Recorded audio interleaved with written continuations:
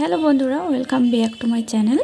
চলে আসলাম নতুন একটা ভিডিও নিয়ে অনেক দিন পরে। তো অনেক দিন আগে গিয়েছিলাম রাজবাড়িতে ঘুরতে। তো রাজবাড়িতে যাওয়ার ভিডিও, মাম্মামের কেক কাটার ভিডিও, সেগুলো শেয়ার করা হয়েছে। আর কি খেলাম, কেক কাটার পরে বিরিয়ানি খাওয়া হয়েছিল, সেই ভিডিওটাও শেয়ার করা হয়েছে। কিন্তু রাজবাড়িতে যে ঘোরাঘুরি করলাম, সেই ভিডিওটা তো শেয়ার করাই হলো না। তো চলো আজকে সেই ভিডিওটা শেয়ার করে দিই তোমাদের সঙ্গে। তো গাড়িটা লক করে দিয়ে পার্কিংয়ে রেখে এই দেখো আমরা যাচ্ছি এখন রাজবাড়ির ভেতরে। টিকিট কাটতে হবে, তো টিকিট কেটে তারপরে রাজবাড়ির ভেতরে যেতে হবে। দেখো কত গাড়ি পার্কিং রয়েছে, দেখে বুঝতেই পারছো। এটা হচ্ছে রাজবাড়ির যে গাড়ি রাখার পার্কিং, তো সেই পার্কিংটা। আর তোমরা যারা জানো না তাদের উদ্দেশ্যে বলছি, এটা হচ্ছে কুচবিহার রাজবাড়ি।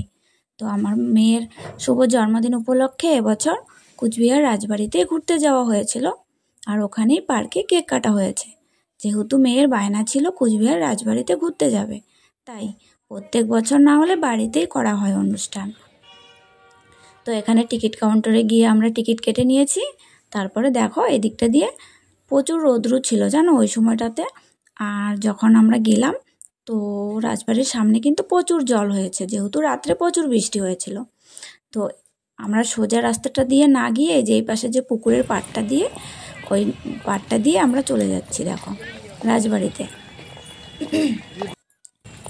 তো ওই যে আমাদের পিছনের টিম রয়েছে, আমরা যারা যারা গিয়েছিলাম, দাদা ভাই, আমার মেয়ে। তো তোমাদের দাদা ভাই আগে যাচ্ছে, ওই যে দেখো।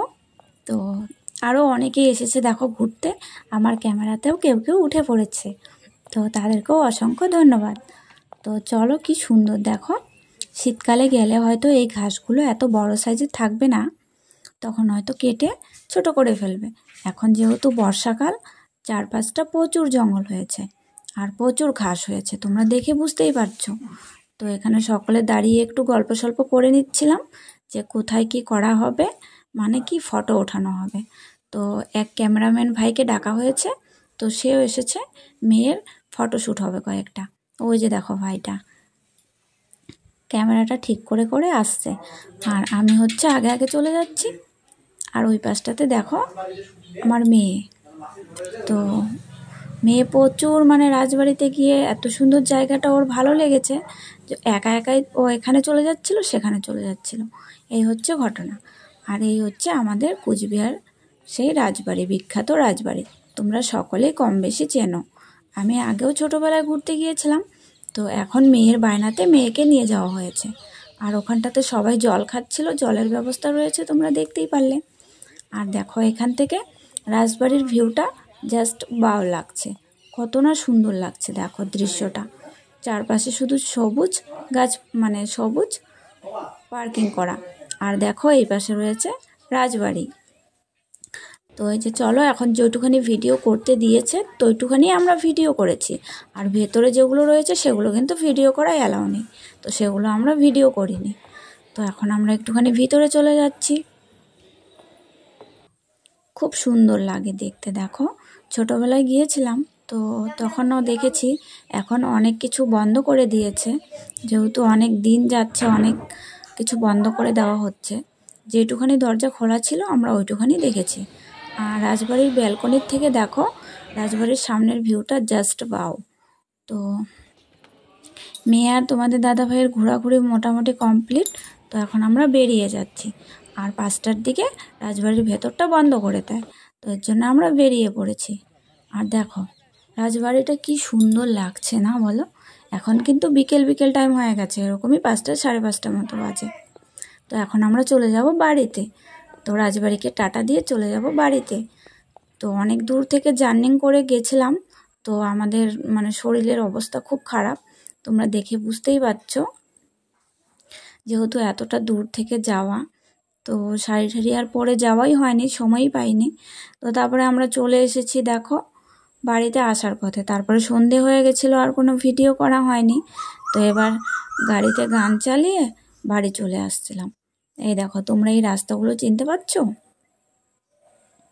তো তো তোমরা যারা কুচবিহারে থাকো অবশ্যই হয়তো চিনতে পারছো। আমার কিন্তু মনে নেই যে এই জায়গাগুলো কোথায়, কিন্তু এটা জানি যে কুচবিহার থেকে আসার পথেই এই ভিডিওগুলো আমি করেছিলাম। তোমরা দেখে হয়তো চিনতে পারছো কেউ কেউ, আর যারা চেনো না তারা তো আর কি করার। ভিডিওটা যদি ভালো লাগে অবশ্যই একটা লাইক দিও, পাশে থেকো। অবশ্যই আমি সকলের পাশে থাকার চেষ্টা করব। তো দেখো রাত্রের ভিউটা, মানে সন্ধ্যের পরে পরে ভিউটা কি সুন্দর না লাগছে। দেখো চারপাশে দোকানপাট আর শুধু লাইটিং জ্বলছে, চারপাশে মানুষ যাচ্ছে, তারপরে এখানে দেখো লোকজন যাচ্ছে, খুব ভালো লাগছে। তো তারপরে বাড়ি চলে এসেছিলাম। বাড়িতে এসে আর কোনো ভিডিও করিনি। তোমাদের যদি ভালো লাগে অবশ্যই একটা লাইক করো, আর একটা কমেন্ট করো, ফলো করে দিয়ে পাশে থেকো, সাবস্ক্রাইব করে দিয়ে। তো চলো আর কি গল্প করব, বুঝতেই পারছি না। দেখো এই জায়গাটা যে কোন জায়গাটা আমি নিজেও বুঝতে পারছি না। তোমরা হয়তো চিনতে পারছো। রাতে ভিডিও করে করে আসছিলাম, কিন্তু জায়গার নামগুলো আমার সঠিক মনে নেই। এই হচ্ছে ঘটনা। তো রাতের বেলাতে বাড়িতে এসে খুব খারাপ পরিস্থিতি হয়ে গেছিলো। এত দূরে সারাদিন জার্নি করে যাওয়া, তারপরে আবার এত ঘন্টা গাড়িতে বসে আসা, মানে খুব কষ্টজনক একটা ব্যাপার। আর যাওয়ার পথে তো মেয়ের অবস্থা খুব খারাপ হয়ে গেছিলো, বমি করে দিচ্ছিল। এই হচ্ছে ঘটনা। তো আমরা যেহেতু দূরে কোথাও বেশি ঘুরতে যাওয়া হয় না, হঠাৎ মঠাৎ যাওয়া হয়, তো এর জন্য বেশি গাড়িতে জার্নি করতে একদমই ভালো লাগে না। তো আমারও বাসে চললে তো অবস্থা খুব খারাপ পরিস্থিতি হয়ে যায়, একদম গ্যাস ফ্যাস হয়ে বমি বমি করে একাকার। তো যেহেতু পার্সোনাল গাড়িতে যাওয়া হয়েছে, তো শরীরটা তো ক্লান্ত করছিলই, কিন্তু মানে বমিটা হয়নি সেরকমভাবে।